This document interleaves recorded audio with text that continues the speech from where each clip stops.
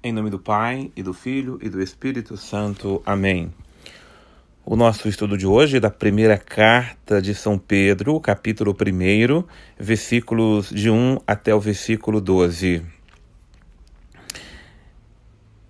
Pérolas preciosas vêm ao nosso encontro e logo na saudação, quando Pedro se apresenta como apóstolo de Cristo, ele se dirige aos eleitos e diz que esses eleitos são estrangeiros, estão espalhados no Ponto, na Galácia, na Capadócia, na Ásia, na Bitínia, mas os eleitos, segundo a presciência ou escolha de Deus, são santificados pelo Espírito para obedecer a Jesus Cristo, de modo a receber da parte de Jesus a aspersão pelo seu sangue.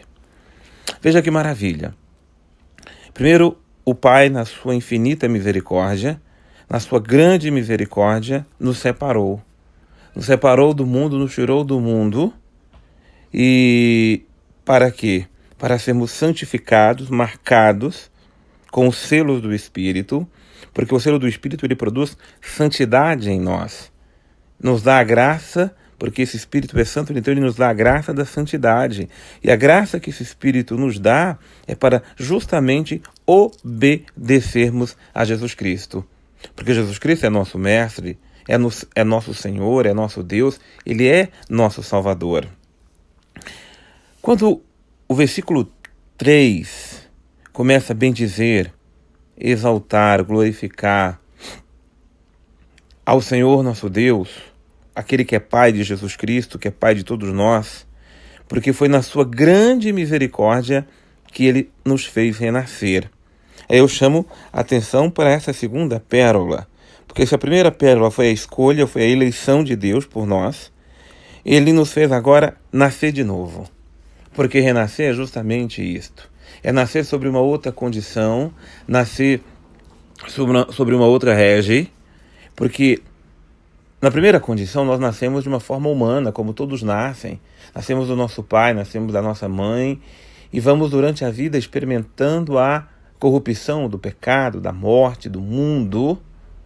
Mas, uma vez que nós renascemos, pela grande misericórdia, o Senhor que nos ressuscita pela sua ressurreição para nos dar uma esperança viva.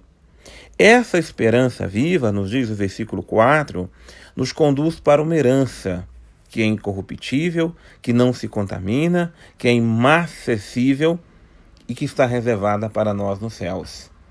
Então, a graça aqui é dupla. A graça é de primeiro já termos aqui na terra, na nossa vivência, na nossa caminhada humana, a graça de renascermos.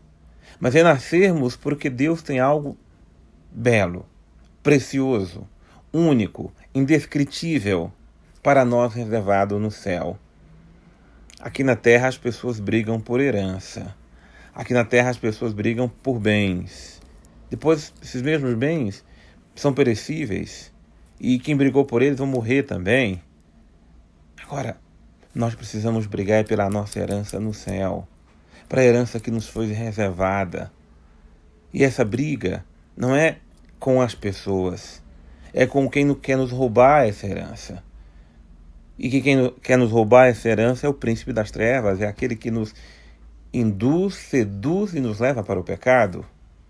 Por isso, para nós, como está nos dizendo o versículo 5, nós somos guardados pelo poder de Deus por causa da nossa fé para a salvação que está pronta para se manifestar nos tempos últimos, ou nos tempos finais, ou no tempo da graça, no tempo em que tomarmos posse da herança que Deus nos prometeu.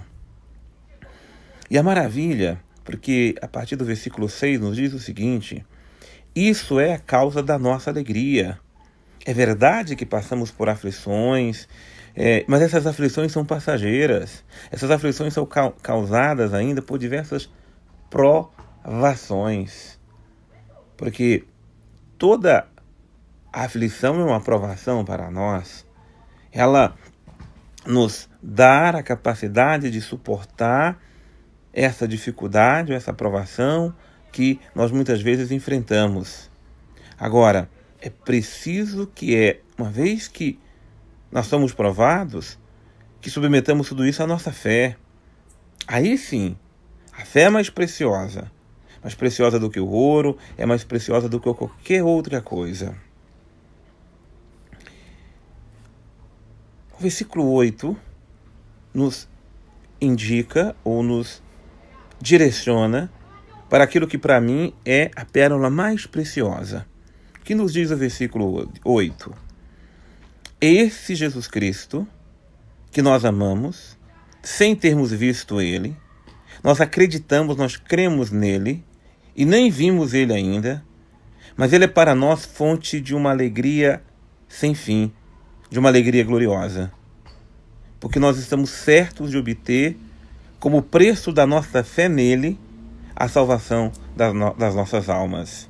Então a primeira coisa é justamente isto.